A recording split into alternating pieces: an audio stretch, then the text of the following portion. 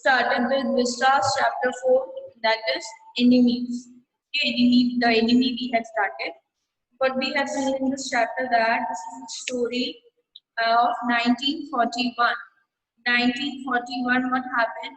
Japanese attacked Pearl Harbor, and from then Japanese become enemy to Japanese and Americans become enemy.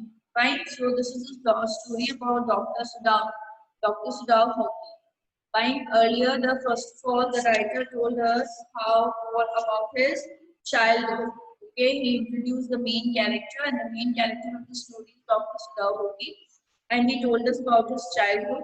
Fine, where he is saying how his house is made up of stones and everything, and then he told about his family also.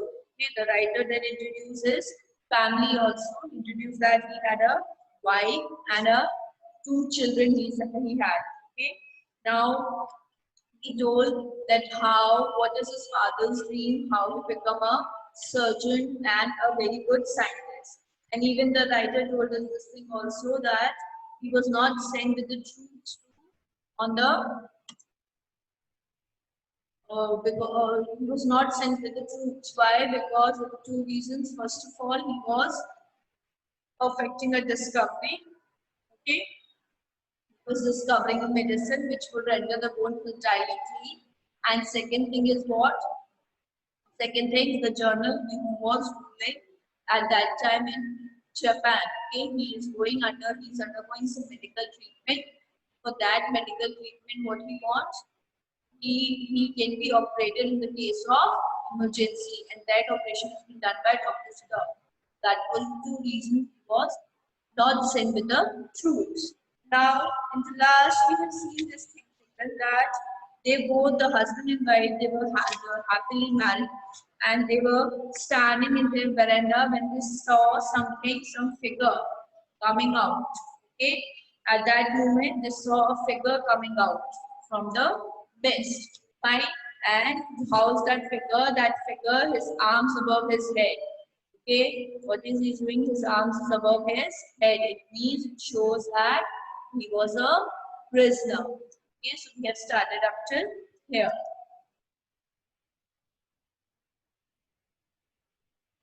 Next. Who is that? Hannah cried.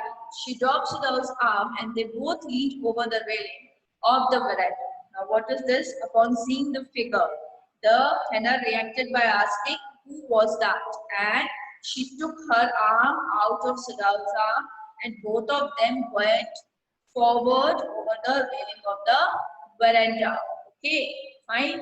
Because they want to see, now they want to see that who was there.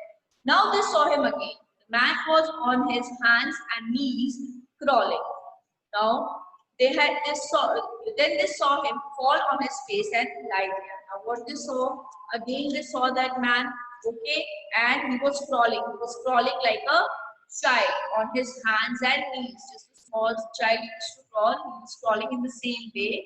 Then he fall on his face and kept on lying there. He was lying there only, and probably what is the situation there? Might be probably he had fainted. That's why he was lying there only. Right?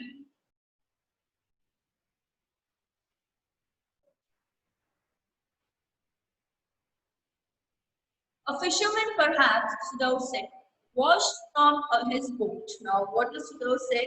That might be is a fisherman. He ran quickly down the steps and behind him Hannah came, her white sleeves flying. Now, as the area had villages of fishermen, okay, a mile or two away on either side, there were villages, there were fishing villages. Okay, so they were what? This area is covered by the villages of fishermen. Okay, so Sudhav said that probably it was a fisherman who had been washed off his boat. Okay, who has been washed off his boat, and he ran to help him as he was a doctor. So he just ran to help him, and Hela followed him. Now here it is written here, children, Hannah, her white sleeves flying. So the loose sleeves of her heroine, the garment which she is wearing. So the loose sleeves of his heroine, they flew as she ran. So it means they were running very fast. Okay.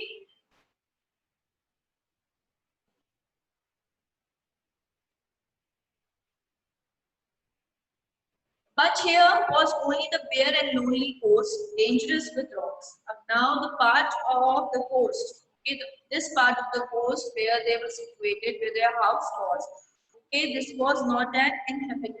The people are not, the fishermen are not coming here. Why? Because it had a dangerous rocks on it. It was a dangerous coast, okay, and it had dangerous rocks on it. If I give you the example, a island full of rocks, we can say, or a coast or a beach full of rocks. Okay, just like in Mumbai, we have that bandstand. It is full of rocks. Okay, so this island is similar. Sorry, this beach is similar. It has all dangerous rock. It is covered by dangerous rocks. Okay, the surf beyond the beach was skipped into with rocks. Somehow the man had managed to come to them, but he must be badly torn. Now, what happened, children? That the rocks were very pointed. Okay, the rocks which were there on the beach, they were very pointed, and the man could be badly injured. What they assumed that he was being badly injured, although he had managed to come through them. Okay, now he was a doctor, and what he feels that might be that man is badly that it was a what they thought that it would be a fisherman. Why? Because they have the fishing villages, fishermen's villages on both sides of the beach. Okay, but that man was badly injured. How? Because that they are able to see, and he was a doctor, so he just thought that he was badly injured.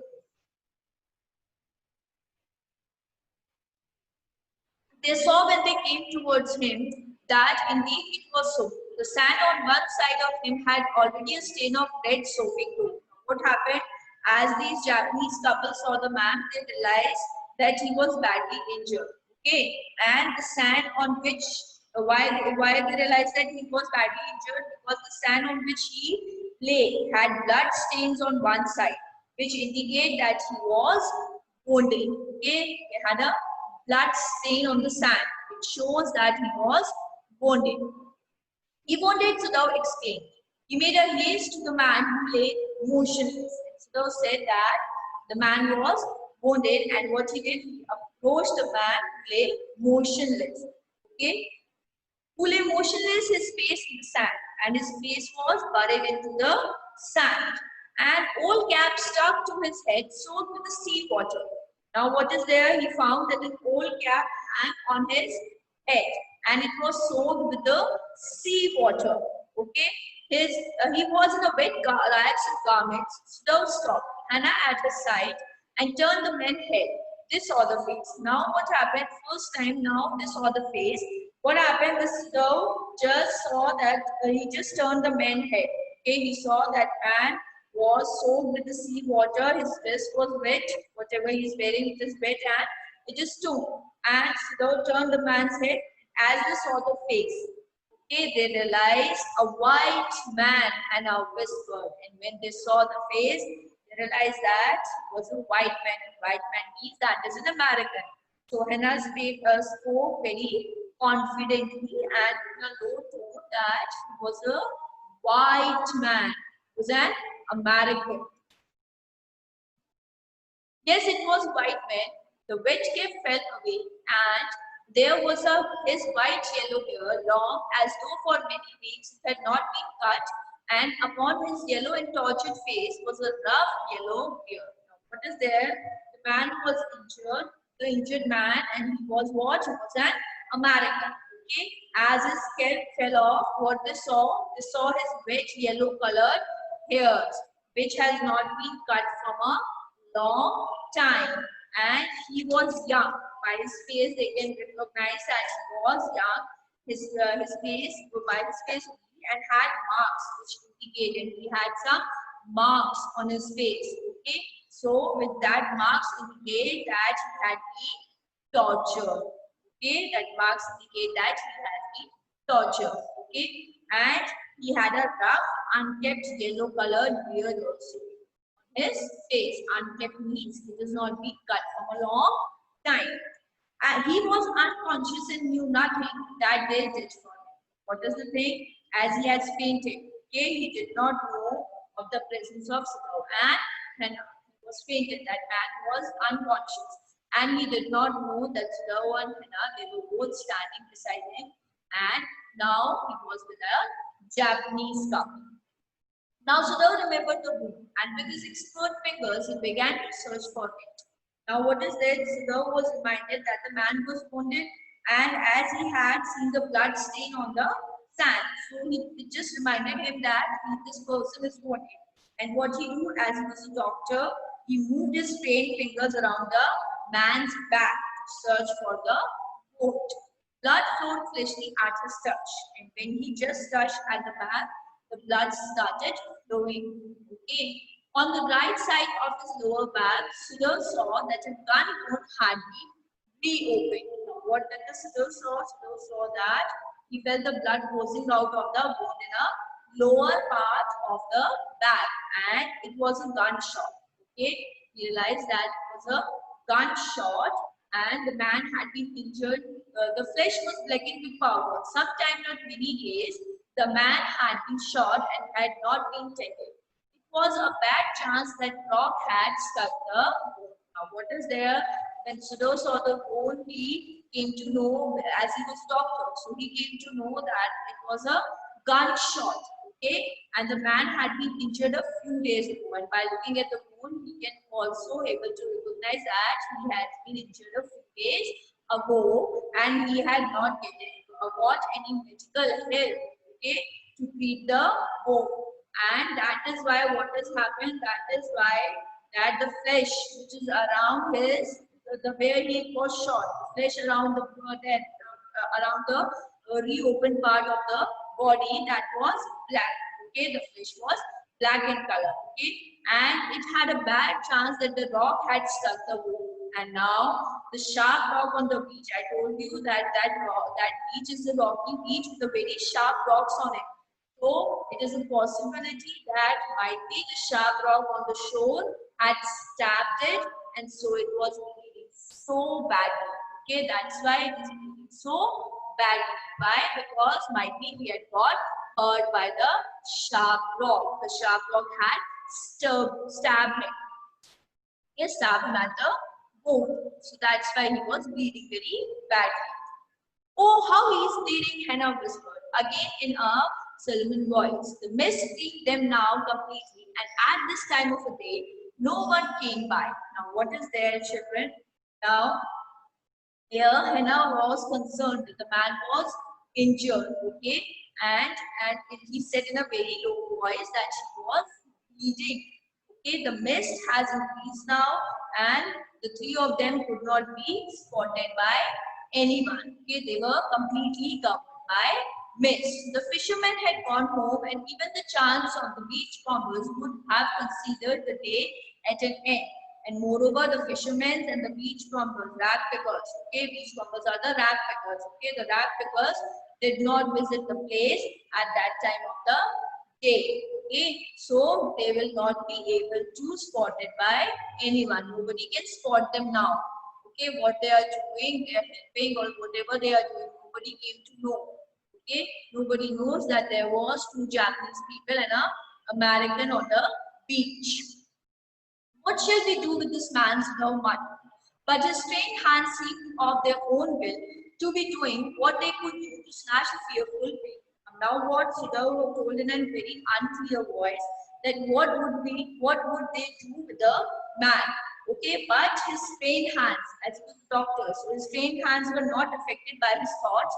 What they were trying to stop the flow of the blood from his body. Okay, he backed the bone with the sea moss that strewed the beach. The man roared in pain in his stupor, but he did not awaken. What happens? Now put the sea moss. Sea moss is the sea grass. Okay, so he put the sea grass on the bone. He packed the bone with the sea grass, and this sea grass was scattered where on the beaches. So the sea grass which was scattered on the beaches, he took that sea grass and packed that bone so that the bleeding should stop. Okay, and even in his unconscious, what happened? The man moved, he muttered something, but he did not wake up. But He did not wake up. He's still in unconscious. Okay, so when Sudhir packed his bone to the sea moss, he moaned. Okay, he moaned something, but he was still unconscious. And why he groaned? Because he was in a state of unconscious. He groaned with pain, but still he was unconscious. The best thing that we could do would be put him back in the sea. Sudhir said, answering himself. Now Sudhir questioned himself only. Okay, now first of all, Sudhir just questioned himself that what shall we do with this man? Now he answered again.